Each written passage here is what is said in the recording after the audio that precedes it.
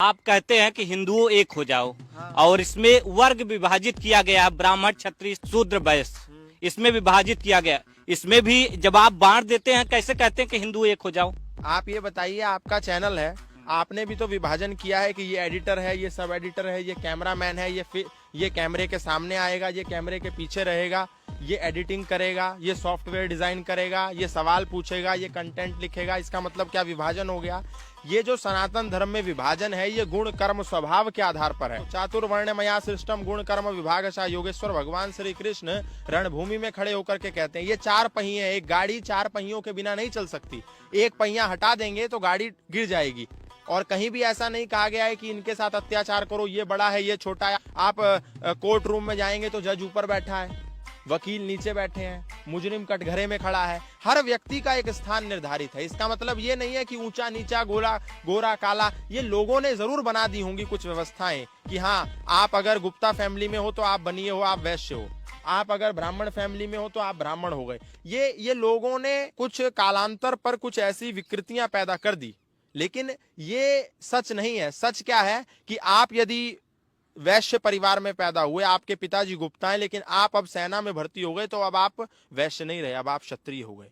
इसीलिए योगेश्वर भगवान श्री कृष्ण ने कहा गुण कर्म विभागशः, गुण कर्म स्वभाव के आधार पर निर्धारित होगा कि आप ब्राह्मण बनेंगे, शूद्र बनेंगे, वैश्य बनेंगे या क्षत्रिय बनेंगे। जिस प्रकार से आपके पिताजी डॉक्टर हैं, तो क्या आप सिर्फ इसलिए डॉक्टर हो जाएंगे कि आपके पिताजी डॉक्टर हैं? नहीं हो सकते। उसके लिए आपको भी एमबीबीएस क्लियर करना पड़ेगा, आपको भी बीएमएस करना पड़ेगा, आपको भी एमडी होना पड़ेगा, तब जाकर के आप डॉक्टर होंगे। आप डॉक्टर अपने पिता के होने के मात्र कारण से डॉक्टर नहीं बन सकते। इसी प्रकार से एक ब्राह्मण व्यक्ति इसलिए ब्राह्मण नहीं कहा जा सकता क्योंकि उसके पिता ब्राह्मण थे, वो उसके गुण कर्म स्वभाव निर्धारित करेंगे। बात बताइए, जब हिंदुओं की बात आती है, मुस्लिमों की बात आती है, जब कोई गलत काम एक मुस्लिम करता है, तब आप तुरंत आवाज उठा देते हो, नहीं इसने तो गलत कर दिया। जब वही चीज जब हिंदू किसी पर गलत करता है, तब आपका एक वीडियो सामने आया? नहीं, ऐसा आप बिल्कुल गलत कह रहे हैं। आप ये बताइए, निर्भया कौन थी और निर्भया के साथ इस प्रकार की घटना करने वाले कौन थे? क्या वो मुसलमान थे? लेकिन पूरा देश, किसी भी हिंदू व्यक्ति ने नहीं कहा कि ये हिंदू लोगों ने निर्भया के साथ इस प्रकार की हरकत की थी तो हम सड़कों पे नहीं आएंगे, वो हमारा हिंदू भाई था। तुरंत आए। लेकिन एक व्यक्ति एक लड़की के 35-36 टुकड़े कर जाता है, एक भी मौलाना आकर के बयान नहीं देता, एक भी मौलाना आकर के नहीं कहता, एक भी मुसलमान आकर के ये नहीं कहता कि हम इसका विरोध करते हैं। अंकिता भंडारी के साथ जिन लोगों ने घटना करी, पूरा देश, पूरा सनातन एक होकर के मंचों पर, सड़कों पर उतरा। अंकिता के साथ करने वाले घटना कौन थे? कोई मुसलमान था क्या? हिंदू था ना। लेकिन सब लोगों ने क्या उसकी आवाज नहीं उठाई?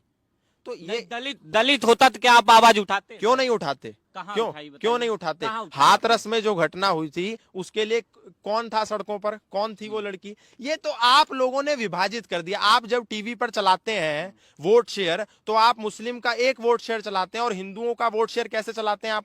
कि यादव इतना, कुर्मी इतना, पंडित इतना, बनिया इतना, ब्राह्मण इतना, दलित इतना, शूद्र। आप लोग जातिवाद करते हैं। सनातन जाति बनी है तब तो करते हैं विभाजित। तो विभाजन को क्यों नहीं करते कि ये देवबंदी है, ये मुरादाबादी है, ये कुरैशी है? क्यों नहीं करते आप मुसलमानों में? क्यों आप हिंदुओं में करते हैं? क्यों नहीं आप करते क्रिश्चियंस में? ये कैथोलिक है, ये ओल्ड टेस्टामेंट है, ये न्यू टेस्टामेंट है। आप लोग जातिवाद करते हैं। अब तो सनातन धर्मियों ने, स्वामी दीपांकर ने एक यात्रा निकाली, भिक्षा यात्रा। क्या है उस भिक्षा यात्रा में? कि हिंदू हिंदू, भाई भाई, जातिवाद की खत्म लड़ाई। आपने दिखाया उसको? बताइए मेरे को। एक सन्यासी दर दर ठोकरे खा रहा है, इस बात की भिक्षा मांग रहा है कि हिंदू हिंदू, भाई भाई, जातिवाद की खत्म लड़ाई। जातिवाद कुछ नहीं है, अब हम सब एक हैं, सनातन धर्मी है। हाँ, विकृतियां समाज में आएंगी, आपके टेक्निकल एरर्स आते होंगे, जब आप इंटरव्यू करते हैं, जब आप घूमते हैं, टेक्निकल एरर आएंगे, लेकिन टेक्निकल एरर तो हमेशा हकीकत। क्या राम मंदिर में कोई दलित पुजारी बनेगा? मैं आपको एक उदाहरण देता हूं। आपने स्वामी रामदेव का नाम सुना? नाम सुना आपने स्वामी रामदेव का? सुना जी। आपने गायत्री परिवार का नाम सुना जी। आपने इस्कॉन का नाम सुना जी। वहां जब आप इन संस्थानों में जाएंगे, तो आप जब जाएंगे तो ये नहीं कहीं पर भी होगा कि ये दलित है या ये ब्राह्मण है या ये वैश्य है या ये शूद्र है। आप भी स्वयं जाएंगे, आप एक अपने को जन्म के आधार पर अपने को वैश्य मान रहे हैं, तो आपसे इन संस्थानों में कहीं नहीं पूछा जाएगा कि आप ब्राह्मण हैं, क्षत्रिय हैं, वैश्य हैं या शूद्र है। स्वामी रामदेव क्या है वो?